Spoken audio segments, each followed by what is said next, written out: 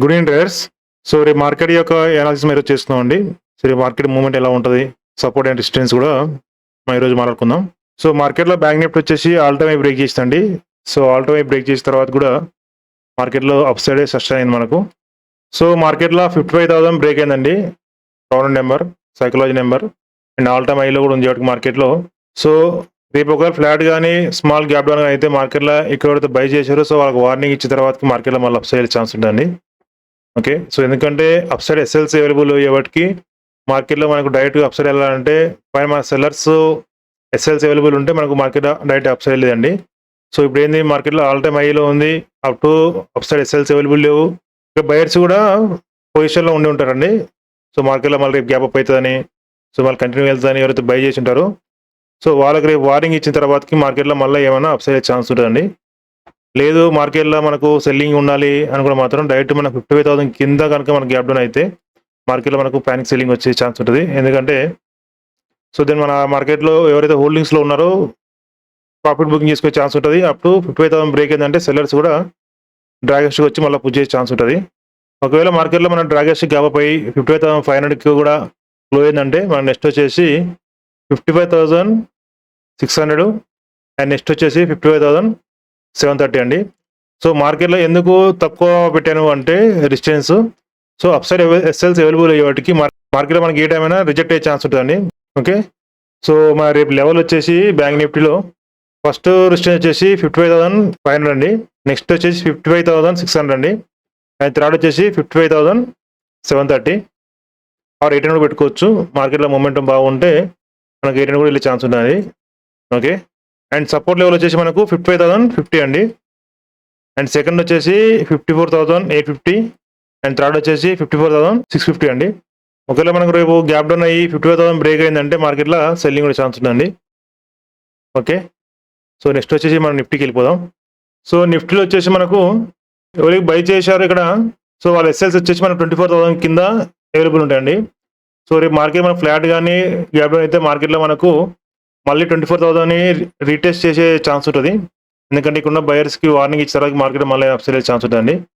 లేదు మార్కెట్లో మన డైరెక్ట్ 24,200 పైన గ్యాప్ అయ్యి మార్కెట్ స్ట్రాంగ్ క్యాండిల్ పడిందంటే మార్కెట్లో మనకు అప్సైడ్ ఛాన్స్ ఉంటుంది. నెక్స్ట్ వచ్చేసి 24,350 అండి.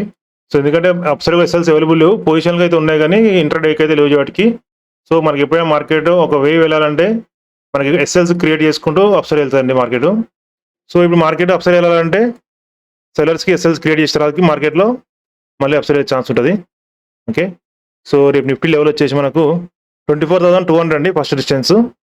నెక్స్ట్ వచ్చేసి 24,350 అండ్ థర్డ్ వచ్చేసి 24,500 అండి. సో మనకు నిఫ్టీలో ఇంకా మనకు స్పేస్ ఉండే వాటికి మార్కెట్లో మనకు రేట్ గ్యాప్ అయిందంటే మార్కెట్ వెళ్ళే ఛాన్స్ ఉంటుంది.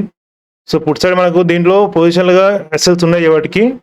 సో మార్కెట్లో మనకి గ్యాప్ అయిందంటే మార్కెట్లో మళ్ళీ అప్సైడ్ ఛాన్స్ ఉంటుందండి రేపు.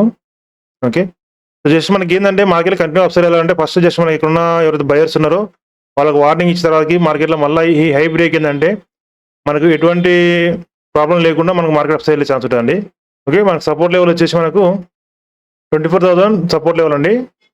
అండ్ నెక్స్ట్ వచ్చేసి 23,800 రేపు గ్యాప్ డౌన్ అయ్యి మార్కెట్ బ్రేక్ అయితేనే 24,000 మనకు నెక్స్ట్ వచ్చేసి 23,800 వరకు మనం ఎక్స్పెక్ట్ చేయొచ్చు. ఓవరాల్గా మనకు రేపు ఫ్లాట్ కానీ గ్యాప్ అయినా మార్కెట్లో మనకు అప్సైడ్ అయ్యే ఛాన్స్ ఉంటుందండి. ఓకే, సో మనకి కిందికి వచ్చినా కానీ 24,000 బ్రేక్ అయినంత వరకు మనకు భయం ఏం లేదు, మనకు మళ్ళీ మార్కెట్ అప్సైడ్ వెళ్ళే ఛాన్స్ ఉంటుంది. ఓకే, నెక్స్ట్ వచ్చేసి మన సెన్సెక్స్ అండి. సెన్సెక్స్ కూడా మనకు సేమ్ అండి. మార్కెట్లో మనకి బయర్స్ ఉన్నారు చూసారా. సో ఈ బయర్స్ని మనకు రేపు వార్నింగ్ ఇచ్చిన తర్వాతకి మార్కెట్లో ఫ్లాట్ కానీ గ్యాప్ అయితే మార్కెట్లో వార్నింగ్ ఇచ్చిన తర్వాతకి సో మార్కెట్లో మళ్ళీ అప్సైడ్ వెళ్ళే ఛాన్స్ ఉంటుంది. సో దీంట్లో వచ్చేసి 79,000 అండి మన రౌండ్ నెంబరు. సో మార్కెట్లో మన డైరెక్ట్ గ్యాప్ డౌన్ అయ్యి 79,000 కిందికి ఇలా వచ్చిందంటే క్యాండిల్ 50 మినిట్స్ కానీ 5 మినిట్స్ కానీ సో ప్రాఫిట్ బుకింగ్ జరిగే ఛాన్స్ ఉంటుందండి. సో 79,000 బ్రేక్ అయిందంటే మార్కెట్లో కొంచెం వెయిట్ చేయండి. మనకు లోయర్స్లో వేసినంటే మార్కెట్లో మనకు సెల్లింగ్ వచ్చే ఛాన్స్ ఉంటుంది. సో దీంట్లో ఒక లేదు మార్కెట్లో మనకు 79,600 బ్రేక్ అయిందంటే సో మార్కెట్లో మళ్ళీ మనకు నెక్స్ట్ వచ్చేసి 80,000 అండి. సో 80,000కి వెళ్ళాలి అంటే మార్కెట్లో ఇక్కడున్న బయర్స్కి ఫస్ట్ వార్నింగ్ ఇచ్చిన తర్వాతకి ఎవరైతే చిన్న చిన్న ట్రేడర్స్ ఉంటారో వాళ్ళు ఎగ్జిట్ అయిపోయిన తర్వాత మార్కెట్లో మళ్ళీ కంటిన్యూ అప్సైడ్ వెళ్తాయండి. ఓకే, సో మనకు సెన్సెక్స్లో వచ్చేసి 79,540 ఫస్ట్ డిస్టెన్స్. నెక్స్ట్ వచ్చేసి మనకి 80,000 అండ్ థర్డ్ వచ్చేసి మనకు 80,400 అండి. ఓకే, మనం డైరెక్ట్ మనం గ్యాప్ పోయినా కానీ 80,000 దగ్గర కూడా మనకు నెక్స్ట్ వచ్చేసి మనకు 80,000 ఫోన్ దాకా వెళ్ళే ఛాన్స్ ఉంటుంది. లేదు మళ్ళీ మనకు డైరెక్ట్ మార్కెట్ 79,000 కింద మార్కెట్ ఓపెన్ అయిందంటే మార్కెట్‌లో మనకు సెల్లింగ్ వచ్చే ఛాన్స్ ఉంటదండి. సో వీళ్ళందరూ ప్రాఫిట్ బుక్ చేసుకుంటారు. సో మార్కెట్‌లో కొంచెం పానిక్ సెల్లింగ్ వచ్చే ఛాన్స్ ఉంటది. ఓకే. సో దీంట్లో ఓవరాల్‌గా మనకొచ్చేసి ఫ్లాట్ గాని, గ్యాప్ అయితే మార్కెట్‌లో వెయిట్ చేయండి. ఇక్కడున్న బయర్స్‌కి వార్నింగ్ ఇచ్చారు. మళ్ళీ మార్కెట్ అప్ సైడ్ ఛాన్స్ ఉంటది. ఓకే. సో రేపు దీంట్లో సపోర్ట్ లెవెల్ వచ్చేసి మనకు 79,000 అండ్ నెక్స్ట్ వచ్చేసి 78,590 అండి. ఓకేనా? థ్యాంక్ యూ అండి. Thank you very much. నా అనాలిసిస్ మీకు నచ్చినట్లయితే ప్లీజ్ లైక్ చేయండి, సబ్స్క్రైబ్ చేసుకోండి, అలాగే ఆల్ నోటిఫికేషన్ ఆన్ చేసుకోండి. ఓకేనండి. బాయ్. Good night.